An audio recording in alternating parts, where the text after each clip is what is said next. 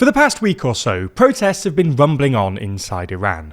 Originally triggered by a sharp decline in Iran's currency, the protests quickly spiraled out into wider anti-government protests, provoking a vicious reaction from Iran's security services.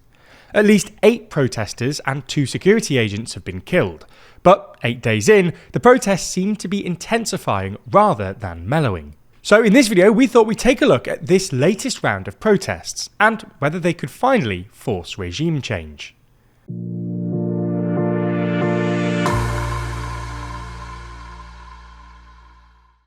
Never miss an episode and always feel in the loop by subscribing and ringing the bell. So let's get straight into it. While these protests are obviously occurring in the context of widespread dissatisfaction at the regime, their proximate cause was a sharp devaluation of Iran's currency, the rial, which is managed by the central bank.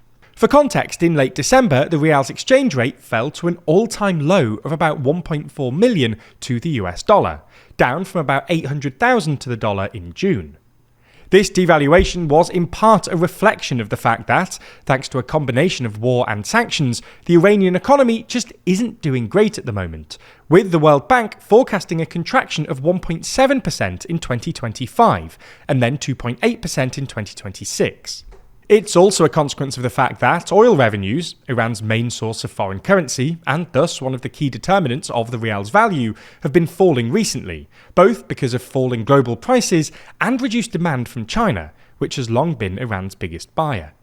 But as well as these economic factors, there was also apparently a political angle to the devaluation.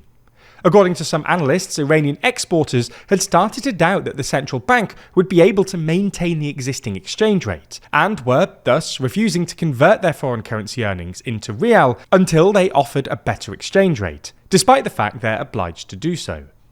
This is why, while the devaluation wasn't popular with basically everyone, given inflation is already running at about 50%, it was particularly unpopular with Iran's merchant classes.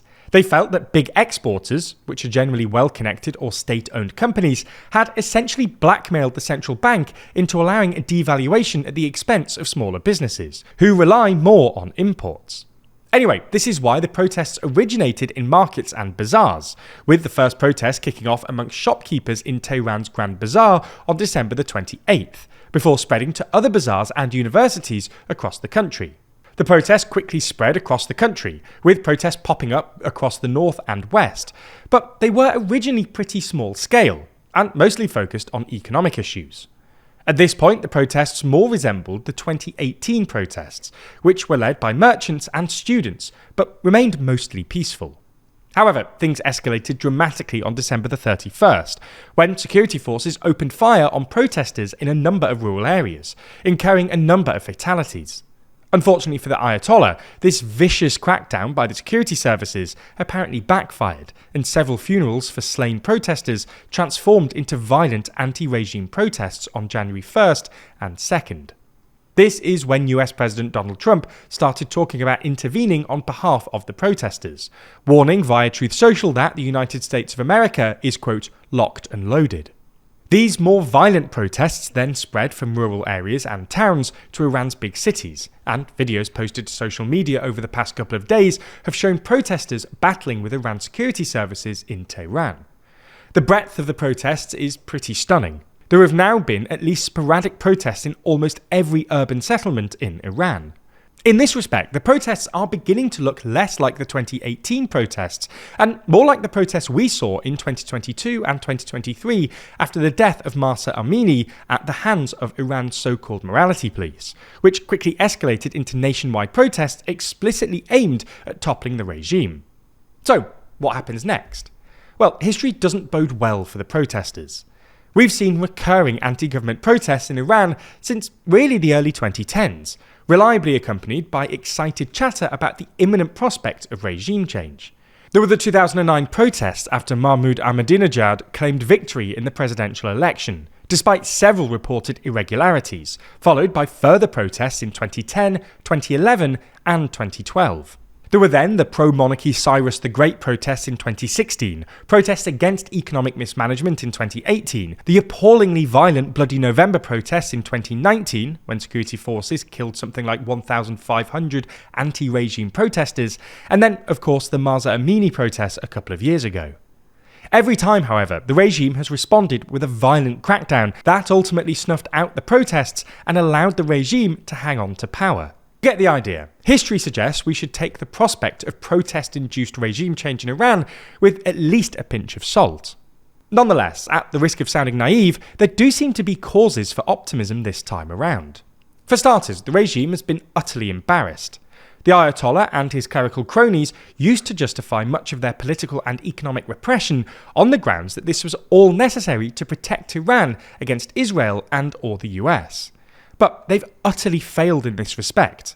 Iran's proxy network, which was supposed to deter Israel or the US from a direct attack on Iran, has fallen apart.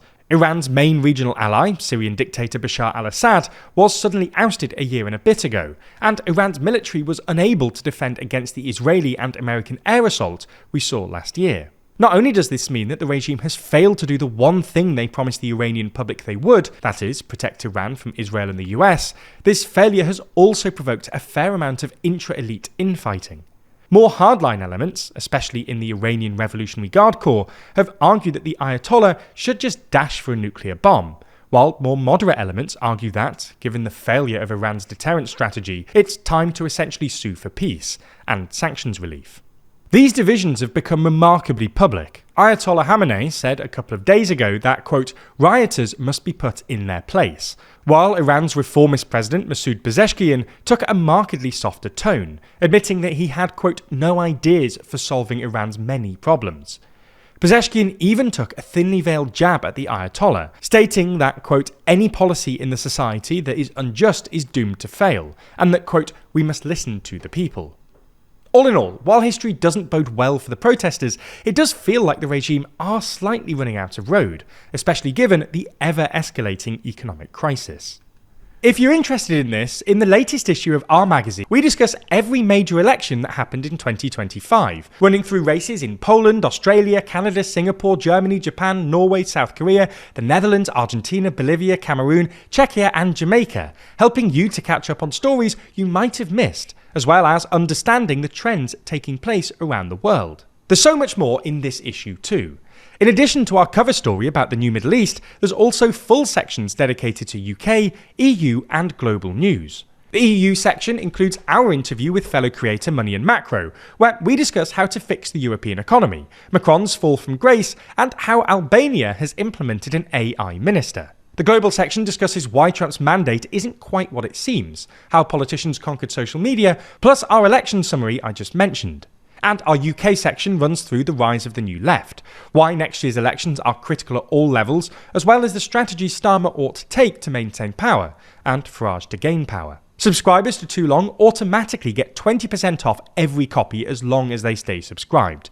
But as a special end-of-the-year offer, you can get an additional 30% off your first issue if you use code December25 at checkout. Find out more by heading to toolong.news or by clicking the link in the description.